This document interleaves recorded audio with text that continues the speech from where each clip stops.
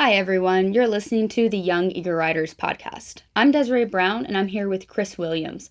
Chris, if you just want to introduce yourself, talk about what you write, how long you've been writing, all that kind of stuff. Yeah, so I am an artist slash writer, and I've been writing for maybe 3 years, working on my own stuff. I have a series on Webtoon right now, which is pretty much a condensed version of my graphic novel, which is being switched to an actual graphic novel now. So, And wonderful. And if you also want to talk about your experience going to Comic Cons and setting up booths. hmm. Yeah, so that's I've been doing that for 3 years, and that's been quite the experience because you kind of forced to just throw your artwork in front of people, and I basically use the whole like I draw the fan art thing, and that's what gets people's attention. That's what brings them to my stuff, and that way, once I introduce myself to them through the fan art, then they're able to see my original content. Mm-hmm. And do you go to the Comic Cons and sell strictly your artwork, or do you also um, sell your own graphic novels? So as of right now, I just do my artwork. I haven't been pushing out anything of like physical copies of my graphic novel. It's actually about to be published by Caliber Comics, or one of them is. So like as of right now, I don't have anything physical to give them. Usually, I just send them to the webtoon, and that way they can look up the webcomic online. That's fantastic. Congratulations. I Thank didn't you. know that. Thanks. So when that comes out, where would someone like me be able to find that? I know that you can, purchase it, on like I want to say like probably like the Play Store on like Google Play Store or like iTunes, that kind of thing. We're gonna be trying to. I think they also publish in bookstores as well and select comic book stores. Awesome. Okay, Hmm. perfect. So easy to get to. Yeah. So I have to ask, did your love for writing come from your love of comic books, or did it start from something else? I think like my dad got me into comic books, and I've just always wanted to just tell a story, and I knew I wanted to illustrate it. And so those kind of they both kind of came hand in hand. I love comedy and I like writing comedy, and I was like I don't want, so I was always serious about like I don't want someone else to draw it for me. Like Mm. so I, or if I was drawing, I'm like I don't want someone else to write it for me because I wanted to have my own voice. Not saying that I think my voice is that awesome, but like I had it as just a very specific way. Like I think I have a thing about dialogue, and I like spending time with my friends and really paying attention to how people talk to each other. And I wanted to create stories where I could just show like people being natural, talking to each other, no matter what the genre is. That's awesome. So when you get writer's block, for comic books, how do you get out of that? Do you read other comics? Do you just listen to dialogue on the street? I sit in a corner and cry and scream until I've figured out something creative. No, it's writer's block is tricky. I usually the only way to get myself out of it, I have to like listen to music and just kind of try and bring myself back in that creative zone. The benefit of me being able to do the art thing too and writing is like if I'm starting to get a little fried out on the writing part of it, I can start drawing a bit, sketching things, and that kind of opens me back up to the being creative again, writing wise. So I go back and forth. Like if I burn out drawing, I do writing. So I've always been able to lean both ways. That's really, yeah, actually I had never thought of it like that because I cannot draw to save my life. So when I'm stuck writing, I gotta just keep pushing. But that's Right. great to switch back and forth. So you would say that they really complement each other. Yeah, yeah, for sure. Well, also like I do exercises too.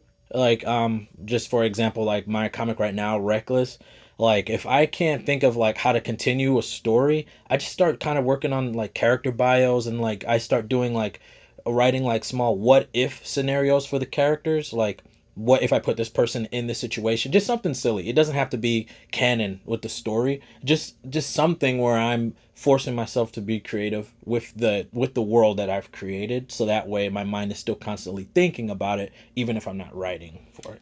Yeah, I've heard from a few professors that especially if you write Hmm. fiction, that is Yeah. just that helps so much if you just kind of put your characters in a certain scenario and see what Right. happens. Exactly.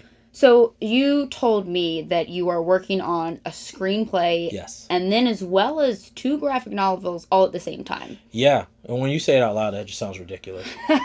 But No, I think it's ambitious. I think that's I uh, mean, I've been the same way, so I totally get it. How do you manage your time with all three of those projects? well, okay, so the it's not easy. And it just I would not recommend it for anyone because you could just burn out so fast. But okay, so my main series, Reckless, I've been working on that for 3 years, and now I'll have 3 issues of that done. I'll be able to release that as a graphic novel.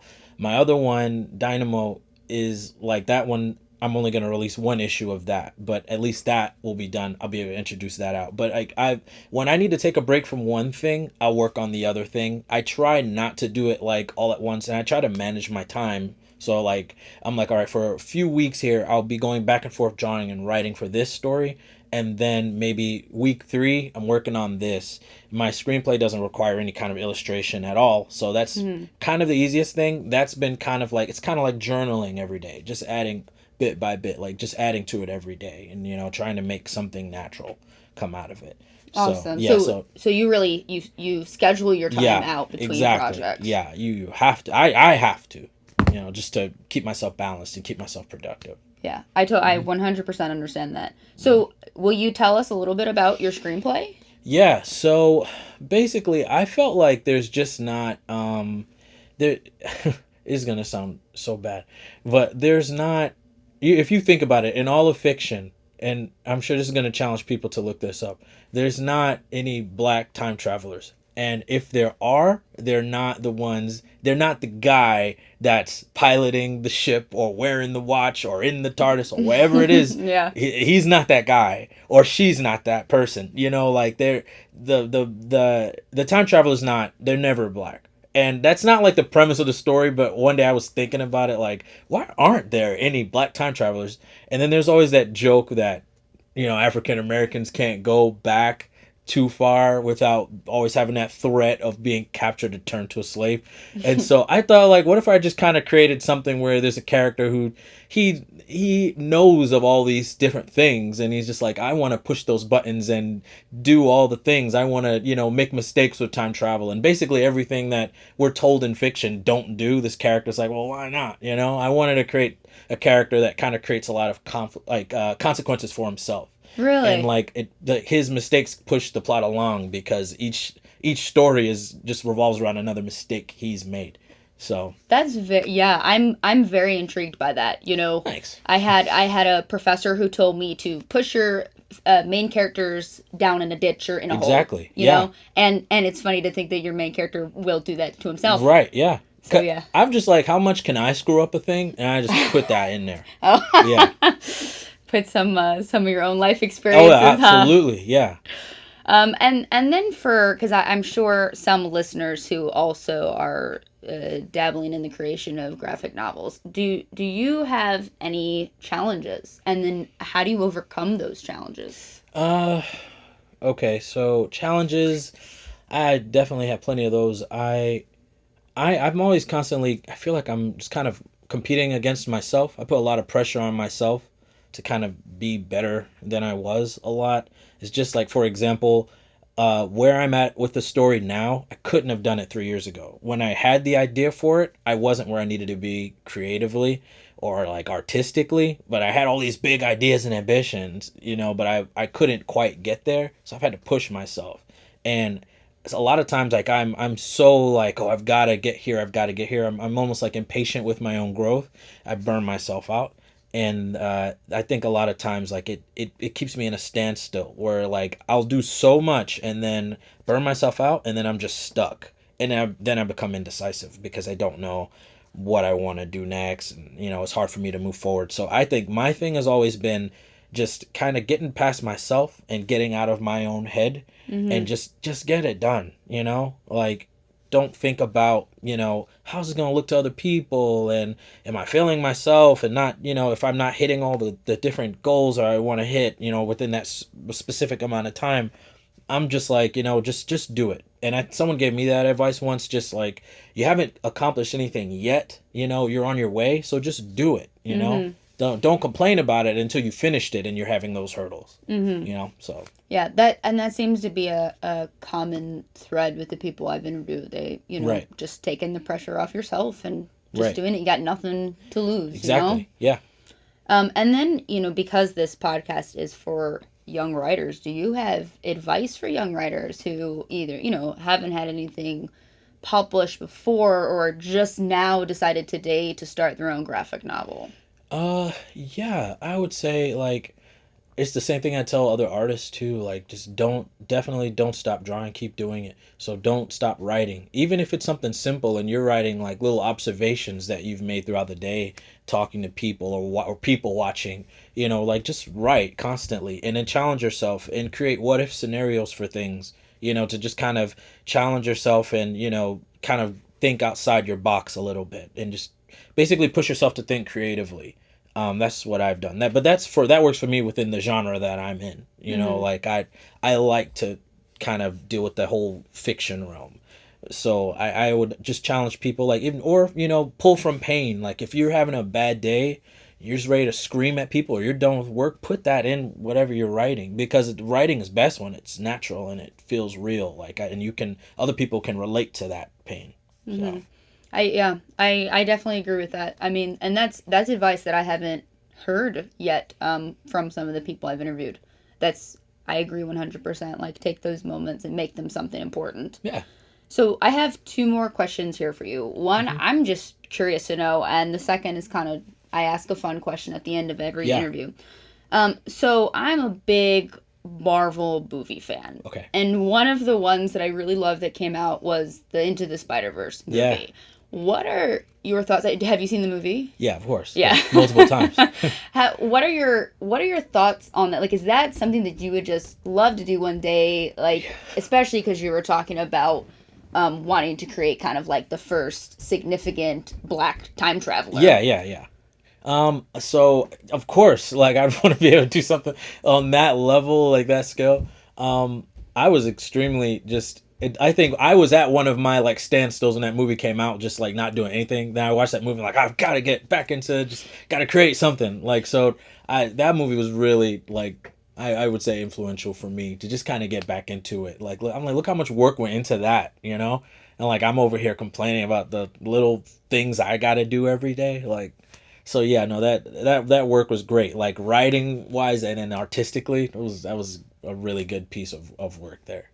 I'm glad you think so because it's one of my favorite movies. Yeah, no, I've seen it like 6 times. Yeah. And then my last question. This is just a fun one. If you were trapped in any comic book series, which one would it be and why? Oh man, God, that's hard. I know. I always ask these and I always apologize in advance. Yeah. Okay, hold on. I need to think about this for a couple seconds. All right. Ooh. I don't want to be trapped in the Marvel universe because just because you're there doesn't mean you're going to have powers. So that's true. You don't want to just be some ordinary bloke walking around and all the other people got superpowers and you're just chilling. Yeah. God, I don't know.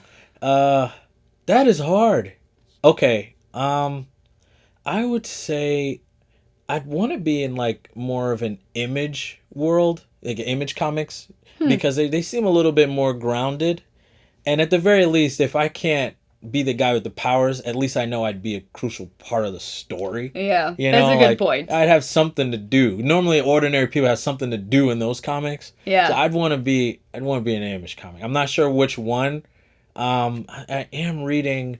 There's one called Sex Criminals right now where everybody in that book is hilarious. I really strongly recommend it. You it. just want to be a part of the story, huh? Yeah, I want to be a part of the story. Like I want to be in it. But I don't necessarily need to be the one with the powers. That's too easy. Anybody would say that. Or you could, I mean, I don't know if you read any manga or watch any anime, but the My Hero Academia. Yeah. Oh yeah. I feel like with that you have if I'm in that and I don't have a quirk, that would suck, The 20% that don't have powers. And not everyone's just going to be handed one. Like here you go, you prove that you're heroic. So I'm going to pass it on to you. Like, that's not everybody. Yeah. Oh, gosh. That'd be fun. Chris, I want to thank you for this awesome and enthusiastic interview. Do you have a handle on Webtoon that maybe people can go to, an account name? Yeah.